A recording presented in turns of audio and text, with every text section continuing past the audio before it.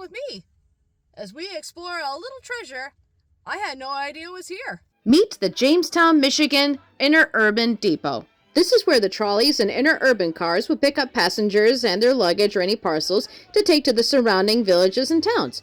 These were very popular back then, but as buses and taxis and other automobiles took over all the travel, unfortunately these depots were no longer needed and the tracks were ripped up.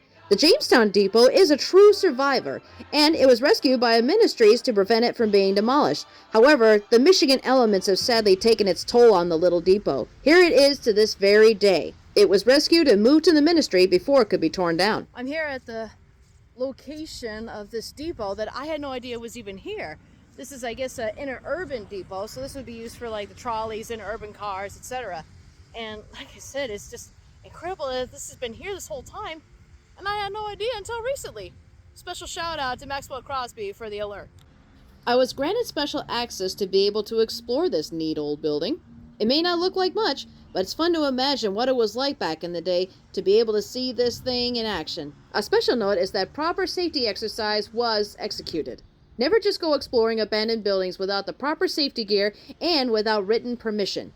Now that all that's settled and out of the way, let's go ahead inside and explore what's left of this amazing piece of history.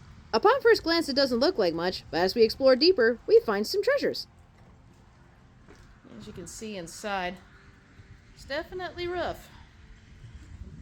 But it's kind of cool to imagine the passengers that came in and out of this place. Neat old window there. Yeah, still some life left in her, but it's definitely gonna need an expert craftsmanship's help. There was definitely a lot of moisture damage in this old building, and it had been gutted out and cleared a long time ago. There probably would have been at one point an old coal stove to keep everybody warm during the winter seasons, probably an old clock to be able to keep time of all the trains that would go through, and more than likely a work desk for the ticket agent to be able to receive telegraphs over the wire.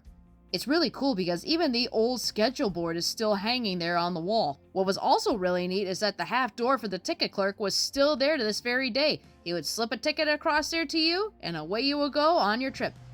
Man, that is so cool. Yeah, definitely got a big hole in the roof. But again, new roof and everything.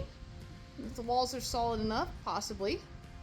But again, it's gonna need an expert craftsman's help for this, that's for sure. But look at the history there. Of all the people that sat looking out the windows here, hoping to possibly find a trolley coming down the track to watch. Now that's cool.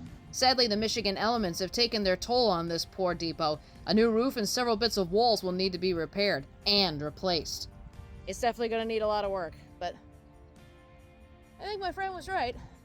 I definitely think there's still some good bones on her, so just because it looks a little rough doesn't mean there's still not enough life in it.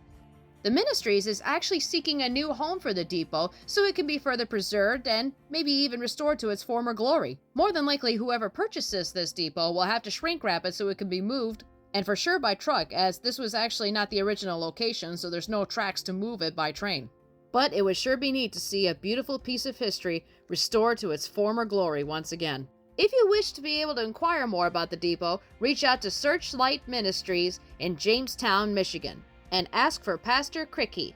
And maybe, just maybe, this little depot can be saved, restored to its former glory, so that the stories of the trains and the people it served will never be forgotten. Well, thank you so much for joining me on this segment here of checking out this great little depot. I hope it can get some love and attention really soon, and it's really neat to be able to see a piece of my local history still alive. I had no idea this was here until just now. So again, another shout out to Maxwell Crosby for the alert on this, and hopefully again this thing can be rescued and be given a little love and attention. I love to have it, but unfortunately it's going to require care and experts that are a lot greater at it this than I am. So again, thank you so much for joining me, and hope and pray that this little depot can be saved and restored to its former glory.